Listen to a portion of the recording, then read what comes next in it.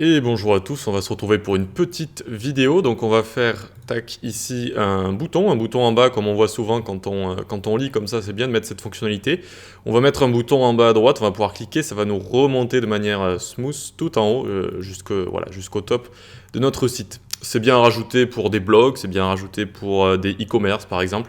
Ce genre de choses que l'utilisateur n'ait pas à scroller tout en haut, c'est assez embêtant, surtout quand les sites sont assez grands. Donc vous allez voir, c'est hyper simple. Je vous fais cette petite vidéo pour faire vivre la chaîne un peu, parce que ça faisait 2 semaines déjà que j'avais pas sorti de vidéo. C'est vrai que ça passe vite quand on sort pas de vidéo. Donc, c'est parce que j'ai beaucoup de travail en ce moment, c'est un peu compliqué. Donc ici, d'abord, on va se créer notre bouton. Donc ici, je prends une div parce que je vais vous expliquer juste après pourquoi je mets pas un lien. Juste dedans, je mets une image avec la classe icon, et en ressources, j'ai arrow up solid, donc c'est .svg. C'est un petit SVG que j'ai pris sur Fontawesome, d'accord? C'est une flèche vers le haut tout simplement. Donc tac, ici j'ai pas mis de lien parce que le lien, si vous mettez, vous savez, le A puis href est égal hashtag comme ça. Si vous mettez un hashtag, c'est-à-dire que vous le faites pointer sur rien, si vous cliquez dessus, ça va déjà remonter tout en haut.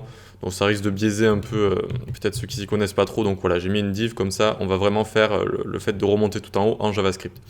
Ok, bon là, on met pas de alt ici. Bon, très bien, on a notre bouton. On va aller dans notre style qui est très court, hein. J'ai juste mis du texte et un H1. On va faire notre bouton. Donc notre bouton déjà, alors pas besoin de display block vu que c'est déjà une div. On va lui mettre une hauteur, une largeur de 100 pixels. J'espère que vous y voyez assez, hein. J'essaye vraiment de... Alors je vais peut-être pas grossir autant, mais de grossir pour ceux qui sont sur portable notamment. Ensuite on va mettre un background crimson, c'est une couleur déjà intégrée qui est un peu, qui est un peu rouge comme ça. Ensuite un border radius de 50% pour faire notre bouton rond. Display flex, pour utiliser flexbox à l'intérieur, ça va être pour centrer notre flèche vers le haut. Donc justify center, justify content center et align item center. On centre sur X et sur Y, donc ça va centrer parfaitement au milieu notre flèche. Pose fixed, tac, pour que ce soit fixé. Fixé où? À 20 pixels de la droite et à 20 pixels, je sais, j'ai fait une petite faute, du bottom. Ok, donc en bas à droite. On lui met un petit cursor pointer et on va juste s'occuper de point icon et on aura terminé avec le CSS. Width est égal 50 pixels. Donc voyons voir. Tac, super, on a notre bouton qui est en bas à droite, donc j'ai fait exprès de le faire assez gros. N'hésitez pas à le réduire si vous voulez le réduire. Et donc voilà, pour l'instant on va cliquer dessus, ça va rien changer.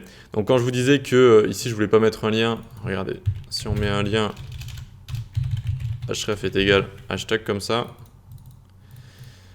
hop, et bien ça va remonter directement en haut. Donc ça c'est le comportement par défaut, que quand vous mettez pas de href au lien comme ça remonte en haut directement.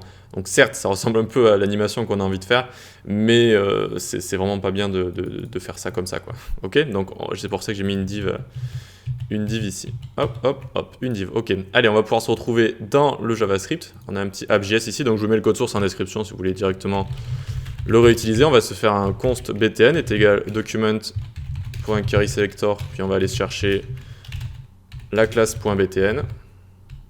Voilà. Ensuite, on est à l'écoute d'un événement sur ce btn. Quel événement? Clic. Là, on fait une fonction anonyme fléchée pour dire ce qu'on a envie de faire quand on va cliquer dessus. Eh bien, on va utiliser tout simplement la méthode, alors pas unscroll, mais scroll_to, qui est une méthode liée donc à l'objet window, qui est très pratique. Dedans, comme ça, on ouvre les accolades pour pouvoir y mettre quelques propriétés. Donc, on va lui dire où est-ce qu'on a envie d'aller. À top 0, left 0. Et on peut également lui mettre, donc regardez, si on laisse juste ça, tac, ça va fonctionner.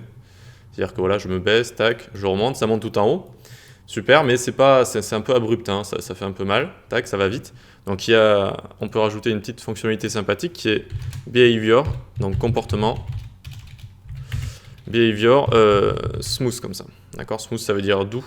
Et donc ça va faire une sorte de easing assez sympa, regardez. Hop, tac. C'est assez sympa. C'est beaucoup plus sympa. Qui plus est, le behavior, là, je l'ai vu sur quelqu'un qui avait fait un article ou une vidéo, je sais plus dessus. Alors que si on tape scroll2.js, alors, Windows scroll2 plutôt. Windows scroll2, tac. et qu'on va sur la référence MDN, alors très bien, ils nous disent qu'on peut aller où on veut, comme ça, ils nous le présentent comme ça, mais ils ne nous montrent pas qu'on peut rajouter comme ça behavior, d'accord? Donc c'est un peu un secret, ou alors dites-moi, parce que j'ai pas trouvé.